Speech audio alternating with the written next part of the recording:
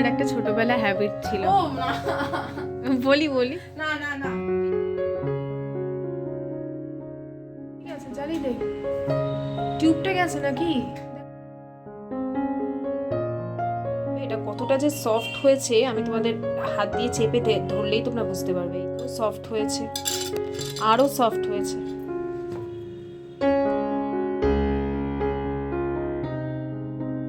45 মিনিটের জন্য ঢাকা দিয়ে দেবে। একদম এইরকমই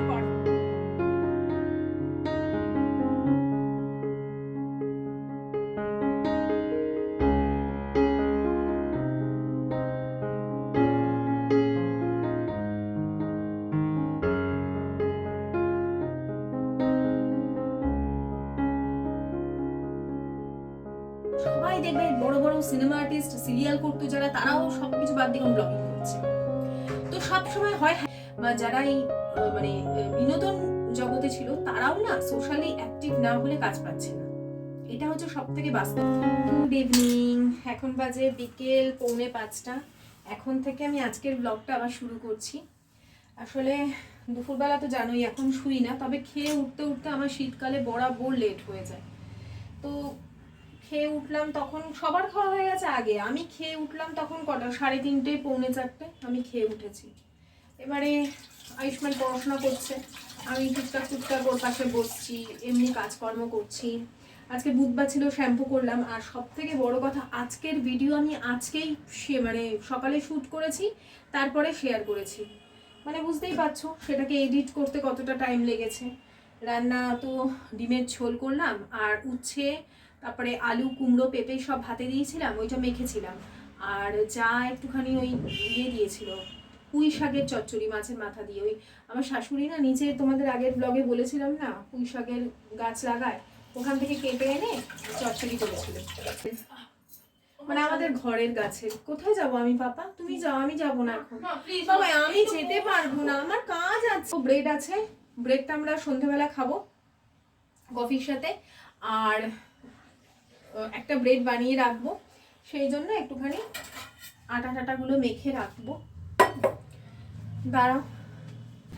আর আমাকে একজন জিজ্ঞেস করেছিলেন যে আমি কি ব্রেডের জন্য কি ইস্ট ব্যবহার করি। এই হচ্ছে ইস্টটা। আমি যদি পাই কোনো রকম লিঙ্ক, আমি এটার লিঙ্ক যদি পাই শেয়ার করবো, যদি এটা নাও পাই আমি কোনো একটা ইস্টের লিঙ্ক শেয়ার করে দেবো। কিছুই না, ইস্ট ফার্মেন্ট করতে যেন আমি প্রসেসটা পুরোটা দেখাই আমাকে বলেছিলেন, তাই আমি শেয়ার করছি। একটু মন দিয়ে দেখো। সবসময় বন্ধু নির্বাচন করতে হয়, যে বন্ধু তোমাকে ভালো কিছু শেখাবে, ভালো কিছু করতে উৎসাহিত করবে, সেরকম বন্ধু নির্বাচন করো। সেরকম আত্মীয় স্বজন নির্বাচন করো যে তোমাকে পদে পদে অপমানিত করবে, ইয়ার্কির ছলেই হোক, বা তুমি যার কাছ থেকে কিছু শিখতে পারছো না, বা তোমার কিছু কাজকে সে সবসময় নিচু করবার চেষ্টা করবে। আর একটা জিনিস দেখবে, সবসময় গসিপ করবে, এর নামে ওর নামে নিন্দা করে বেড়াবে, তোমার কাছে এসে বসে তোমার নামে। আমার নিজের বাড়িতেই এরকম মানুষ আছে, আমার কাছে এসে আমার মতন করে বলছে, আমার আর একজনের কাছে গিয়ে তার কাছে আর এক রকম আমার নামে বলছে, আমার কাছে এসে তার নামে বলছে। আমি এটা পরে বুঝেছি। তো সবসময় এই ধরনের মানুষদের থেকে যতটা পারবে দূরে থাকবে, কারণ তোমার কাছ থেকে কথা নেবে, একজনের নামে বললে, বা তোমার কাছ থেকে কথা নেবে, নিয়ে তাকে আর একজনকে গিয়ে বলবে। তো এইরকম ভাবে আমি যখনই বুঝি যে এই বন্ধুর সাথে আমি মিশতে মিশতে যখনই বুঝি এর শুধুমাত্র কাজ হচ্ছে আর একজনের নামে নিন্দা করা আমার কাছে এসে, বা অন্য কারোর কাছে গিয়ে আমার নামে বলা, তখনই তার কাছ থেকে দূরত্ব বজায় নিই। তো যখন থেকে বুঝেছি যে আমার এমন বন্ধুর দরকার যাদের কাছ থেকে আমি কিছু শিখবো, তবে থেকে আমার মানে জীবনে বন্ধুর সংখ্যা 2 থেকে 3টে হাতে গোনা আছে। তোমরা দেখতেই পাও, তাদের মাঝে মধ্যে দেখাই, সবসময় দেখাই না। তো সবসময় দেখালে আবার কোনোদিন যদি না দেখাই তখন বলবে যে কি ও আসে না, ও দেখায় না। কিন্তু তার পেছনে কিছু রিজন না থাকলে কোনো সম্পর্ক চট করে নষ্ট হয় না। তবে আমি এখন বললাম যে বুঝে শুনে তারপরে বন্ধুত্ব করি। তো আমিও এখানে একটা কথা বলবো, মানুষ এখন ভালো জিনিস দেখে না, কার কেচ্ছা কলহ সেগুলো আদৌ বানানো কিনা, সেগুলো ভিউজ পাওয়ার জন্য কিনা, নিজেকে হাইলাইট। এখন মানুষ সবসময় এই সোশ্যাল মিডিয়াতে অ্যাক্টিভ হওয়ার পর থেকে, বা যারা এই মানে বিনোদন জগতে ছিল তারাও না সোশ্যালি অ্যাক্টিভ না হলে কাজ পাচ্ছে না। এটা হচ্ছে সব থেকে বাস্তব কথা। একজন বলছিল, আমি তখনই ব্যাপারটা বুঝলাম। এক সেকেন্ড ওয়েট করো। যারা বিনোদন জগতে আছে তারাও যদি সোশ্যালি অ্যাক্টিভ না হয়, তারা কাজ পাচ্ছে না। এটা এমন একটা যুগ চলছে এখন। এখন সবাই দেখবে বড় বড় সিনেমা আর্টিস্ট, সিরিয়াল করতো যারা, তারাও সবকিছু বাদ দিয়ে ব্লগিং করছে। তো সবসময় হয় হ্যাপি দেখাতে হবে, না হলে কিছু একটা জটিলতা দেখাতে হবে, এই হচ্ছে ব্যাপার। সেটা তো সবসময় সম্ভব নয়, না তোমার লাইফে সবসময় জটিলতা থাকবে, না সবসময় তুমি লাইফে হ্যাপি থাকবে। তো ওই জিনিসগুলো দেখতে দেখতে দেখতে দেখতে কি হচ্ছে, যারা এই ব্লগিং করে না তাদের লাইফটা না ভীষণ ঘেটে যাচ্ছে। তারা সবসময় চিটচিটে থাকছে, কোনো ডিসিশন নিতে পারছে না, কারণ সবসময় তো তারা ওইসব জিনিসই গিলছে, গলদ্ধকরণ করছে। আমিও তো তাই করি, আমি নিজেও তাই করি। তো ওই জন্য সবসময় বন্ধু, এখন আমি ফেসবুক খুব কম দেখি, খুব দেখলাম 5 মিনিটের জন্য, একটু এদিক ওদিক ঠাকুরের ফটো টটো শেয়ার করলাম, একটু এদিক ওদিক গল্প টল্প করলাম, ব্যাস। গল্প টল্প মানে কি, ওই কমেন্টগুলো দেখলাম, এই নিজে আমি কিচ্ছু করি না। আমি আদার্স আগে যেমন ঘন্টার পর ঘন্টা আমি ফেসবুক দেখতাম, একদম বন্ধ করে দিয়েছি। তো তোমরা, আমি বলবো যারা ভালো থাকতে চাইছো, হ্যাপি থাকতে চাইছো, তাদেরকে বলবো কি দেখছো, কি খাচ্ছো, কার সাথে মিশছো, কার সাথে বসছো, এগুলো যদি একবার নিজেকে চেক করে নিতে পারো, যাই হোক। এই নেচার কানেক্টে এই ইস্টটা ব্যবহার করছি আমি। এখানে এই 1 কাপ জল নিলাম, জলটাকে গরম করব। সোশ্যাল মিডিয়াতে কোনটা সত্যি কোনটা মিথ্যে আমি নিজেই না ধরতে পারছি না। অসুস্থ মানুষকে নিয়ে তার চারপাশে পরিচিত বন্ধুবান্ধবরাও ব্লগিং করছে, সেগুলোও কন্টেন্ট। তাহলে আমাদের সাধারণ কন্টেন্ট কী করে মানুষের কাছে পৌঁছবে? পসিবল নয়। তারপরেও যেগুলো রিয়েলিটি আমাদের লাইফের, আমাদের গৃহবধূদের, আমি তো সেই ধরনের ব্লগ করি, সেই ধরনেরই ব্লগ করব। কিছু যাতে মানুষের কাজে আসে তেমন কিছুই দেওয়ার চেষ্টা করি, বিশেষ করে আমার মতন সাধারণ জীবন। তো আমি কি করলাম দেখলে, 1 থেকে 1.5 চামচ মতন চিনি নিলাম, গরম জল, উষ্ণ গরম জল ছোঁয়াতে পারবে, আর নিলাম 1 থেকে 1.5 চামচ ইস্ট। এটা ঢেকে রাখবো 15 মিনিট। ঠাকুর ঘর লাইটটা জ্বালিয়ে দেবো, ঠাকুরটা অন্ধকার থাকে, আমি উঠতে পারবো না। খারাপ হয়ে গেছে না? ঠিক আছে, জ্বালিয়ে দে। টিউবটা গেছে নাকি দেখ তো, টিউবটা জ্বালা। এই তো থাক, ওটাই জ্বালানো থাক থাক।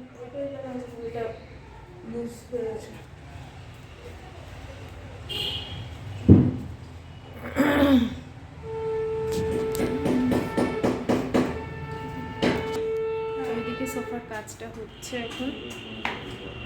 আমি এসেছিলাম একটু, ওই আয়ুষ্মান বলছে মা একটু উপরে চলো খেলবো।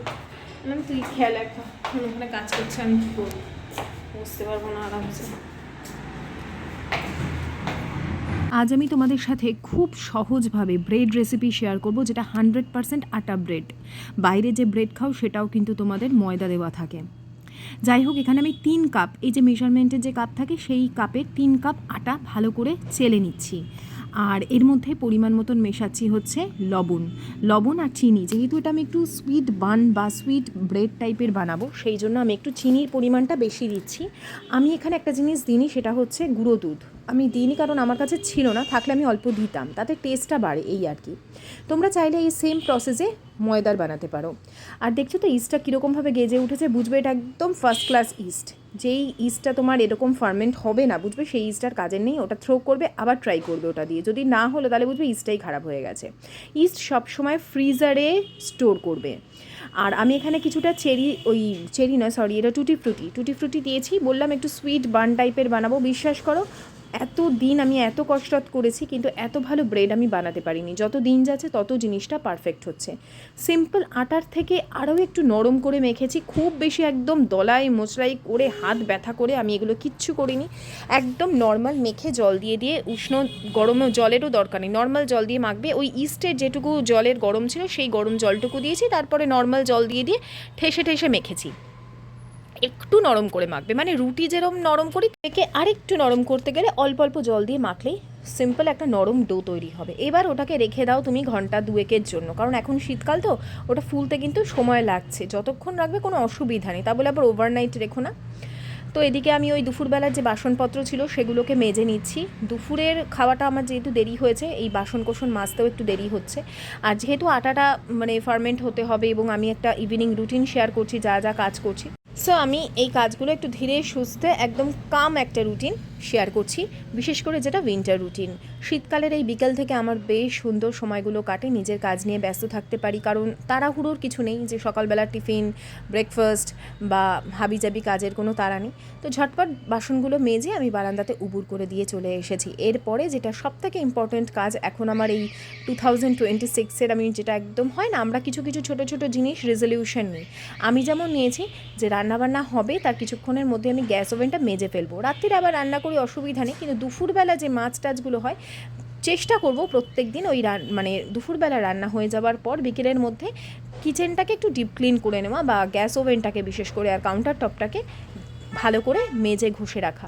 এটা আমার বহু বছরের অভ্যেস ছিল। তারপরে এই রান্নাঘরে আসার পর না একটু অন্যরকম রুটিন হয়ে গেছে, কিন্তু আবার আমি ব্যাক টু দ্য প্যাভিলিয়ন, আমার আগের রুটিনে ফিরে এসেছি। আমার দুপুরবেলা রান্না খাওয়া হয়ে যাবে, আমি সঙ্গে সঙ্গে গ্যাস ওভেন মুছে মানে মেজে ধুয়ে বাসনকোসন মেজে রেখে দেবো। শীতকাল একটু লেট হচ্ছে, কারণ আমার তো ইউটিউবেরও একটা কাজ থাকে, ব্লগিংয়ের ব্যাপার থাকে, এডিটিংয়ের ব্যাপার থাকে, সেই সমস্ত করতে একটু সময় লাগছে ঠিকই। নিজের কাজটা সেরে নিয়ে তারপর আমি বসে পড়ছি আমার যে ঘরকন্নার যে কাজ সেগুলো। আমার এই যে শীতকালের শান্ত রুটিন, সেটা আমার পছন্দ লাগে তোমাদের শেয়ার করতে। আর আমি নিজে দেখলাম এই সোশ্যাল মিডিয়াতে কাউকে বিশ্বাস করা উচিত না। মানে এত কি বলবো, যে মানুষ অসুস্থতা নিয়ে যারা কন্টেন্ট ক্রিয়েট করতে পারে অবশ্যই তাদের ভিউজ হবে, মানে তাদের কাছে ভিউজটাই মেন জিনিস। আমার কাছেও অবশ্যই, আমি নিজেও ইউটিউবার, আমার কাছেও সেটা ভিউজটা একটা ইম্পর্টেন্ট জিনিস, কিন্তু আমি হলে কখনোই পারবো না।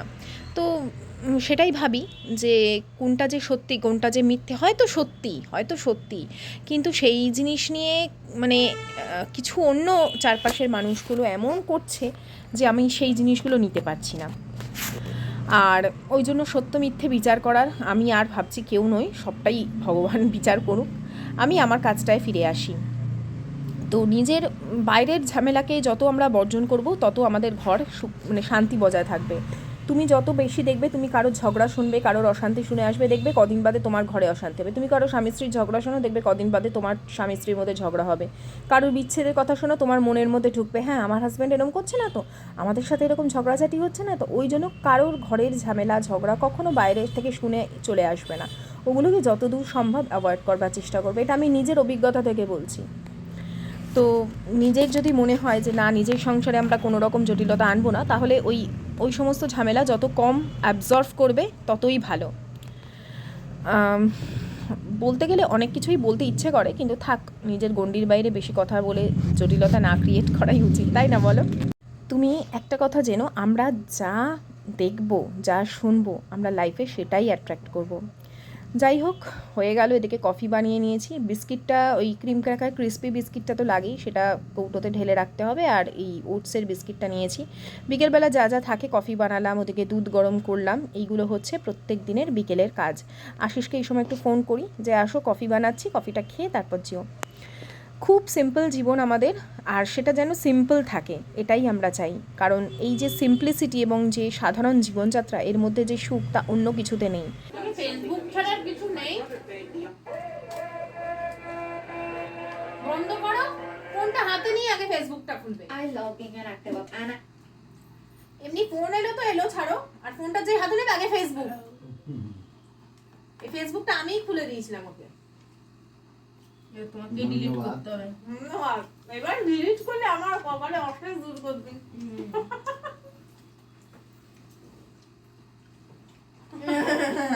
ডট করে আমি জানি, বুঝছো?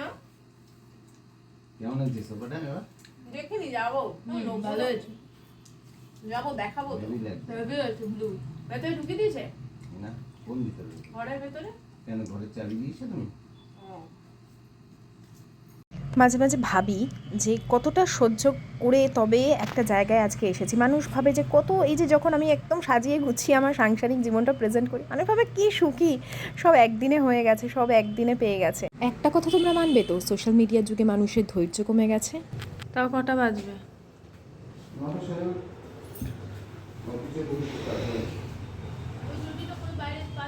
এখন ক্লায়েন্ট, টাটা দুগ্গা দুগ্গা,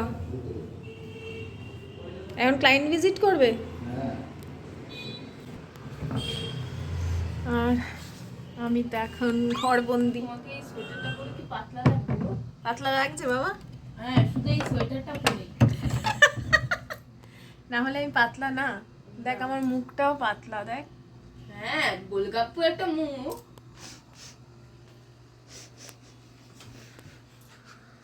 পাতলা হওয়ার বয়স চলে গেছে আমার। তুমি আগে কত পাতলা ছিলে, মানে টিভির সামনে লাগবে, টিভি তোমাকে চালাবে, তুমি টিভিকে চালাবে। আমি আবার আর পাতলা হয়ে যেতে পারি। তারপরে তুমি এত মোটা হয়ে গেছিলে কেন? কারণ আমি খুব খাই। এত ধাবড়া হয়ে গেছিলে, একদম এরকম ধাবড়া। সেই আগের বার। হ্যাঁ, দীঘায় গেছিলাম যে বুড়ি আন্টিদের সাথে, বাবা গো। আর এখন এখন তুমি নর্মাল আছো। লাক আমি আবার পাতলা হয়ে যেতে পারি, চাইলেই পারি। দরকার নেই, তারপরে দেখবো শরীর খারাপ হয়ে হ্যাঁ, ভীষণ অ্যাসিডিটি সমস্যায় ভুগি আমি। যখনই রোগা হয়ে যায় আমার খুব অ্যাসিডিটির সমস্যা হয়। ডায়েট করি না। আমি তো খাবে লাইটের কাছে দেখাবো। আমার বাবাটা না বাবাটা না বাবা। পড়া কমপ্লিট করো। না, পড়া কমপ্লিট করবো না। আয়ুষ্মানের আজকে দুটো পড়া থাকে, কিন্তু দুটো পড়াই ওর ছিল না। মানে একজন মানে দুজনেই অসুস্থ আর কি। তো ভালোই হয়েছে, আমি ঘরেই ওর পড়াগুলো কমপ্লিট করিয়ে নিতে পারলাম। আমার যেগুলো সাবজেক্ট থাকে, তারপরে ওর যে আদার্স টিচারদের যে পরীক্ষা টরীক্ষার ব্যাপার আছে সেগুলো সব কমপ্লিট করছিল। আর আমি এদিকে জামা কাপড় সব ভাঁজ করে জায়গা মতন তোলবার জন্য রেডি করছি। বিশ্বাস করো আমার ঘরে না আর জায়গা পাচ্ছি না। জায়গা মতো কি বলবো, এই সোয়েটার এই মানে এত জামা কাপড় হয়ে গেছে না, সব থেকে বিরক্তিকর লাগছে। মনে হচ্ছে সব ধরে ধরে আমি কোথাও একটা ছুঁড়ে ফেলি। কোথাও আমি গুছিয়ে রাখতে পারছি না, মানে আমি পাজলড হয়ে যাচ্ছি এই জামা কাপড় নিয়ে। আমি জানি না তোমরা কেউ এই ব্যাপারটা ফেস করছো কি না। আমি যেন অস্থির হয়ে যাচ্ছি, কোথায় রাখবো এত জামা আমি ভেবে পাচ্ছি না। মানে গরমের জামা নাই, শীতের জামা, মনে হচ্ছে এখানে দলা রাখি ওখানে দলা রাখি, এরকম করে বেড়াই। যাই হোক, বিছানাপত্র সব গুছিয়ে গাছিয়ে এবারে আটাটা আর কি বের করে রেখেছি। দেখো কতটা ফুলে গেছে, এটা আরও ফুলে, জানো তো অন্যান্য সময় আরও ফুলে। এটাকে রাখতে হবে 3-4 ঘন্টা, কিন্তু এত সময় কোথায়। এখন এটাকেই আমি ভালো করে আবার একটু ডলে নেব, একটু না বেশ ভালো সময় নিয়ে একটুখানি এটাকে স্ট্রেচ করতে হবে। যেহেতু আটা ব্রেড তো তোমার এটাকে যত তুমি দলাই মলাই করবে তত বেশি কিন্তু এই সময়টা আর কি ফার্মেন্ট হওয়ার পর এটাকে যত বেশি দলাই মলাই করবে তত, দেখো আমি আমার অভিজ্ঞতা থেকে বলছি, অনেকেই থাকবে প্রফেশনাল বেকার, তারা বলবে না এইভাবে হয় না ওইভাবে হয় না, কিন্তু আমি করে যে অভিজ্ঞতা সঞ্চয় করেছি আমি সেই হিসাবে বলছি এইভাবে করো, দেখবে কোনো অংশে কম হবে না। আমি এরপরে এটাকে হাত দিয়ে ওই একটু বাটার লাগিয়ে নিয়েছি, খুব ভালো করে স্ট্রেচ করব। বিশ্বাস করো কিচ্ছু লাগে না, এটা কোনো ঝামেলা নেই, তুমি খুব সহজে গ্যাস ওভেনে করে নিতে পারবে। আমি একদম লাস্টে দেখিয়ে দেবো কীভাবে গ্যাস ওভেনে করবে। মাইক্রোওভেনের কোনো প্রয়োজন নেই। আমি মাইক্রোওভেন কিনেইছিলাম যে ব্রেড কেক এসব বানাবো বলে, আর আমি মাইক্রোওভেনটা কিনে চুটিয়ে ব্যবহার করেছি। এমন না যে কিনে শুধু খাবার গরম করি, আমি যে জিনিসটা কিনি সেই জিনিসটাকে অপচয় হতে দিই না, আমি সেই জিনিসটাকে ভালো করে ব্যবহার করি। যাই হোক, এটাকে খুব ভালো করে আমি একদম হাত দিয়ে একদম প্লেন করে নিয়েছিলাম। তারপরে একদম চেপে এটাকে কিন্তু টাকতে হবে, মানে এই যে রোল যেটা সেটা খুব চেপে করতে হবে যাতে ভেতরে একটুও এয়ার না থাকে। এই কাজটা করতে করতে অভ্যেস হয়ে যায়। তো আমি এইভাবে একদম স্মুথ করে নেওয়ার চেষ্টা করছি যতটা আমার দ্বারা সম্ভব। আর কিছুটা আমি রেখে দিয়েছি আটা এখান থেকে, যেটা দিয়ে আমি বান বানাবো, মানে গোল গোল বান বানাবো। একদম দোকানের স্টাইলে হবে, তোমরা দেখো দোকানের মতন হবে। যারা ময়দা খেতে চাও না, ময়দা খেলে যাদের হজমের সমস্যা হয় বা অন্যান্য সমস্যার জন্য খেতে চাও না, বাড়িতে এইভাবে ব্রেড বানিয়ে খেতে পারো। অথচ থাকে না মানুষ চা দিয়ে পাউরুটি খেতে ভালোবাসে, অনেক মানুষ আছে এরকম যে চা দিয়ে সকালবেলা চা পাউরুটি তাদের দরকার, কিন্তু অম্বলের ভয় বা ময়দা যে সারাক্ষণ এই সমস্ত বা বাইরের এইটা খেতে হবে সেই জন্য অনেকে অ্যাভয়েড করে। তো ঘরে এইভাবে ইজিলি বানাতে পারো, তার জন্য না মাইক্রোওভেনের প্রয়োজন হবে না কিছু। আমি একদম শেষে তোমাদের সবটা বলে দিচ্ছি কীভাবে মাইক্রোওভেন ছাড়া করবে। আপাতত এইভাবে সবগুলো রাখবো। আমি কেক মানে যে পাউরুটির জন্য যে টিন সেটার মধ্যে আমি রাখলাম। আর এই যে ছোট ছোট করে 3টে এটা বানরুটিগুলো ছোট ছোট 3টে বানাবো, আমাদের 3 জনের জন্য 3টে। এইভাবেই টাক করে নিচ্ছি পেছন দিকে যাতে টাইট থাকে, ওপরটা সুন্দর দেখবে ফুলে উঠবে। এইটুকুটুকু বলগুলো আবার কতটা বড় হয়ে যাবে। এটাকে আবার আমি কিন্তু আধ ঘন্টার জন্য রেস্ট করতে দেবো। পাউরুটির এইটাই হচ্ছে সময় সাপেক্ষ একটু। তুমি চাইলেই ব্যাটার বানিয়ে তৈরি করে নিলে সেটা হয় না, বেশ সময় লাগে এগুলোকে প্রসেস হতে। তো মাঝখানে অনেকটা গ্যাপ করে রেখে দিলাম ওই জন্য, কারণ এগুলো আবার ফুলবে। এটাকে এখন আধ ঘন্টার জন্য আমি রেখে দিই, ততক্ষণ ডিনারটা কি বানাবো সেটার প্রিপারেশান স্টার্ট করে দিই। তো আয়ুষ্মান এখানে যেহেতু পড়াশোনা করছে, আমি ওর কাছে বসি যতটা সম্ভব, মানে বাচ্চার কাছে বসে থাকলে তারা পড়াটা মন দিয়ে করে। আর আজকে সব সবজি দিয়ে একটা আমি তরকারি বানাবো। দেখো কি দুষ্টুমি করছে, চাদর পরে নিজেকে কি একেবারে ভাবছে, বলছে মা চাদরটা পরে না আমার বেশ গরম লাগছে। আমি বললাম ভালো কথা, তুমি তাহলে চাদর পরো, চাদর পরে বসো। বেশ নিজেকে একটা মানে বড় ভাবছে চাদরটা গায়ে দিয়ে। আর এখানে আমি গাজর বিনস সব নিয়ে সবজিগুলো কাটতে বসেছি। শীতকালের এই সবজি খেয়ে সবথেকে আনন্দ। আজকে না আশিস গুড়ও নিয়ে এসছে, কিন্তু সেগুলো আমি তোমাদের সাথে পরের দিন শেয়ার করব। লিকুইড গুড় আর পাটালি গুড় গুড় ভালো চেনার উপায় সব আমি বলে দেবো, আমি এগুলো সব শিখেছি। একটা কথা তোমাদের বলি, আজকে বিনস গাজর আর অন্যরকমভাবে একটা তরকারি শেয়ার করব। সাধারণত বিনস গাজরের রেসিপি তো আমরা বহু কিছু জানি, আমি একটু অন্যরকম করে মাঝে মাঝে শেয়ার করি। আমি ইউটিউবের একটা মানে ব্যাপার ভেবে পাই না। আমার যে রেসিপি তোমরা দেখেছো, ব্রকলির রেসিপি আমি সেদিন শেয়ার করেছি, আমি কিছুটা ইউটিউব থেকে নিয়েছিলাম, কিছুটা আমার নিজের রেসিপি ছিল। মানে লাস্টের দিকে টমেটোটা ওপর দিয়ে দেওয়া, ব্রকলিটা অন্যভাবে দেওয়া, এগুলো আমি নিজের ছোটো ছোটো টিপস অ্যান্ড ট্রিক্স শেয়ার করেছি। আমি দেখলাম একজন হুবহু মানে ব্রকলি রেসিপিটা আমারটা শেয়ার করেছে, খুব ভালো, আমি সেটা পছন্দই করি, মানুষ তো দেখেই শেখে। কিন্তু আমি ইউটিউবের কথা ভাবি, নতুনত্ব থাকা সত্ত্বেও আমাদের ভিডিওগুলোকে লোকের কাছে নিয়ে যায় না। বা এমন হয় আমার যারা দেখতো তারা কিন্তু প্রত্যেক দিন ব্লগ দেখে, তারপরেও দেখছি দিনের পর দিন আমাদের ভিউজ কমতেই থাকছে। আমি বুঝি না ভেতর থেকে আসলে কি হয়, আমি সেটা ঠিক মানে আইডেন্টিফাই করতে পারি না।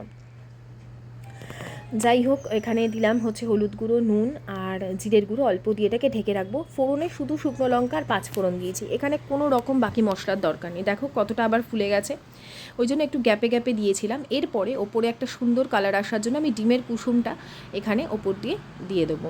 তোমরা চাইলে দুধ দিতে পারো বা ডিম আর দুধ একসাথে মিশিয়ে দিতে পারো, এতে কালার ভালো আসে। আমি আজকে দুধটা দিলাম না, শুধুমাত্র ডিমের ওই গোলাটাই দিলাম। যাদের মনে হয় যে ডিম দিতে চাইছো না, বা যদি যেদিন ভেজ থাকে সেদিন খাবে, তো সেই দিন দুধটা ওপর থেকে ব্রাশ করলে এরকম সুন্দর কালার চলে আসবে। ওপর থেকে একটু টুটি ফ্রুটি দেবো প্রত্যেকটাতে, আর দেবো হচ্ছে সামান্য সাদা তিল, এতে দেখতেও ভালো লাগে। তোমরা চাইলে বিভিন্ন সিডস দিতে পারো, যেমন চিয়া সিডস, ফ্লেক্স সিডস, এগুলোও দিতে পারো, ভালোই লাগে খেতে, মুখে পড়ে বেশ খাওয়ার সময়। তো হয়ে গেছে, এখন এটাকে আমি 180 ডিগ্রিতে বসিয়ে দেবো আধ ঘন্টার জন্য। আর তোমাদের কি বলে দেবো কড়াইতে কিভাবে করবে। তো এইদিকে তরকারি প্রায় 80% সেদ্ধ হয়ে গেছে। যখন এই ভাপিয়ে রাখা ব্রকলিটা দিলাম, ব্রকলিগুলো একটু বড় বড় কেন রেখেছি জানো, কারণ এটা রান্না হতে হতে ভেঙে যায়, ওই জন্য একটু বড় বড় রেখেছি।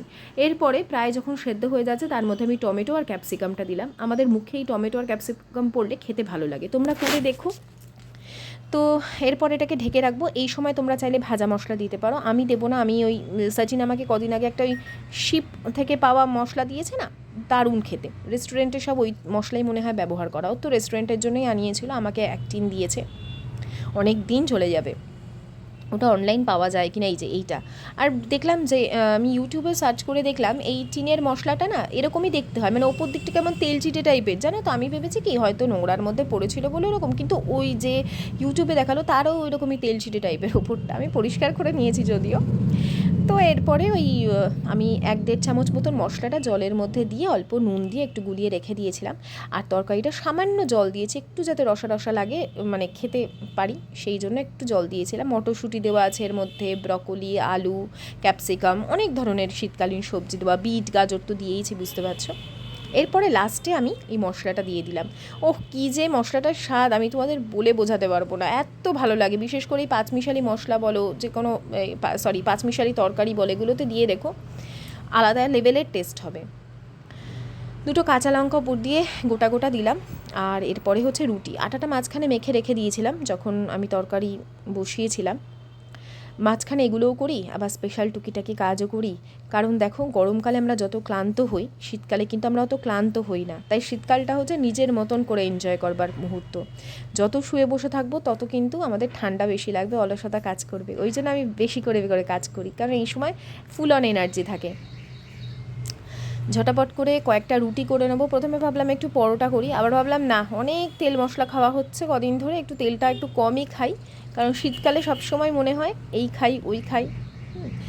তো কয়েকটা রুটি করব, মাত্র 7টা রুটি করি, আমার আর আয়ুষ্মানের দুটো, আশিসের 3টে, ব্যাস। এর বেশি আমরা কেউ খাই না। হ্যাঁ, আমাকে অনেকেই বলতো পায়েল, আশিসের 2 রুটিতে পেট ভরে, 3টে রুটিতে পেট ভরে। আগে তো 2 খেত, এখন 3টে খায়। তো আমাদের হয়ে যায়, এর থেকে বেশি রুটি করলেও পড়ে থাকে, নষ্ট হয় আর কি। তো এই যে 3-4টে করে নেব, হয়ে গেছে। আমাকে অনেকেই বলো যে তা এতে সেঁকবে না, তাড়াহুড়োতে করে ফেলি আর কি। তোমার পাকা চুল বেছে দিচ্ছে? পাকা চুল না, এটা কি ড্যান্ড্রাফ। ড্যান্ড্রাফ আবার বাছা যায়? যায়। বাবার পাকা চুল কোথায়, একদম সিল্কি সিল্কি চুল, তেল মাখা। জানো আয়ুষ্মানের একটা ছোটবেলা হ্যাবিট ছিল, ও না বলি না না না প্লিজ, সিমিলারিটি পাই কিনা কারোর সাথে মিল আছে কি? না না অনেকের থাকে, রাজা আঙ্কেলের ছেলের মতনই সিমিলারিটি। না না মিল আছে, অনেকের মিল থাকে, এক একজনের এক একটা অভ্যেস থাকে না। আয়ুষ্মানের ছোটবেলার আঙুল চোষার অভ্যেস ছিল, বুঝেছো তো? প্রায় 3-3.5 ওকে না স্কুলে আমি বলতাম দেখ আগে শোনো ওর কি অভ্যাস ছিল, একটা আঙুল চুষবে ডান আঙুলটার, বা আঙুলটা দিয়ে বাবা চুলটা পাকাতে থাকে, করতে করতে ঘুমোতো, ঠিক আছে? এখন চুল ধরলে ঘুম আসে না। আর শোনো না, একটা আঙুল চুষবে আর একটা আঙুল দিয়ে কন্টিনিউ পাকাতে থাকবে, আর ওর বাবা বিরক্ত হয়ে যেত, কি আমার চুলটা ছাড়, লিমিট থাকে, ছোট থেকে করছে কনস্ট্যান্ট করতো ওরকম। তারপরে ওর না মানে ওর না চুলের প্রতি একটা ভীষণ ইয়ে ছিল, যা মানে চুল ধরে একটা কিরম ওর একটা আলাদা একটা কি স্যাটিসফ্যাকশান হতো চুল ধরলে। হ্যাঁ আমারও চুলটা মাঝে, আমি তো রেগে যেতাম, ওর বাবা ধৈর্য সহকারে সহ্য করতো। তারপরে আমি না ওকে বলতাম স্কুলে যখন প্রথম ভর্তি হলে, বাবাই কারো চুল টুল ধরে টান দিস না, তোকে ধরে মারবে কিন্তু। তারপরে কি করলাম, যখন বেশ 3-3.5 বছর বয়স হলো, 4 বছর প্রায় হতে যায়, তখনও আঙুল চষে হোমিওপ্যাথি ডাক্তারবাবুকে বলেছিলাম, 1 মাসের মধ্যে আঙুল চষা ছাড়িয়ে দিয়েছে ওষুধ দিয়ে। তারপর কিন্তু চুল ধরতো, রিসেন্ট বোধহয় চুলটা আর ধরেন, এখন ধরে রাতে ধরে, খুব কম ধরি, আর ধরি না। ঘুমের ঘরে একটু ধরে, ঘুমের করে মানে ওটা অভ্যাস টাইপের। এই হচ্ছে ব্যাপার। বাচ্চাটা ঝুঁটি বানিয়ে তোমাদের কারোর বাচ্চাদের এরকম, আমার দিদি যেমন মা গল্প করে, ও ছোটবেলা আঙুল চুষতো, ওর আবার একটা কাঁথা ছিল, একটা পার্টিকুলার কাঁথা, সেই কাঁথা করে গুটিয়ে আবার খুলে দিত, আবার গুটিয়ে আবার খুলে দিত এরকম। তো তোমাদের বাচ্চাদের এরকম করার অভ্যেস আছে কিনা থাকলে বলে, এগুলো মনে করতে বেশ ভালো লাগে। এই সেই মনে হচ্ছে 2013-তে আয়ুষ্মান হয়েছে, মনে হচ্ছে এই সেদিন, মানে আমি যখন প্রেগনেন্ট হলাম, আমার তো একটু প্রথমটা ইয়ে হয়েছিল বলে একটু ভয় থাকতাম, আমি কি কখন এই সময়টা কিভাবে কাটবে, আমি 9টা মাস কিভাবে কাটাবো, দেখতে দেখতে 9 মাস কেটে গেল। তারপর যখন ছোট থেকে ওর একবার কনভার্সন হলো, বুঝলে, জ্বরের মধ্যে, তখন বলেছিল 5 বছর পর থেকে আর হয় না, তো 5 বছর অবধি ওকে একটা ওষুধ দিত, জ্বর হলে ওটা খেতে বলতো। তো তখন ভাবতাম কবে 5টা, তার আগে ভাবতাম কবে ঘাটটা শক্ত হবে, কবে 2.5 মাস হবে, 3 মাস হবে, ঘাটটা কবে শক্ত হবে। তারপর ভাবলাম কবে 5 বছর হবে, দেখতে দেখতে সেই ছেলের কত বড় হয়ে গেল, যে এই সেদিন স্কুলে ভর্তি করালাম, এই সেদিন ইন্টারভিউ দিতে গেলাম, দেখতে দেখতে ক্লাস 6। আমি যখন ক্যাসারোলে রুটি রাখি, নিচে একটা প্লেট পেতে দিই, এতে রুটিগুলো ভিজে যায় না, আর আলাদা করে কাপড়েরও প্রয়োজন হয় না। তো এই দেখো ব্রেড হয়ে গেছে আর বানও হয়ে গেছে, এটা যে পিওর আটা বান, কেউ বলবে এটা কতটা যে সফট হয়েছে, আমি তোমাদের হাত দিয়ে চেপে ধরলেই তোমরা বুঝতে পারবে। এই দেখো দেখো পেছন দিকটা দেখলেই বুঝবে যে কতটা এই ব্রেডটা আরও সফট হয়েছে, আরও সফট হয়েছে।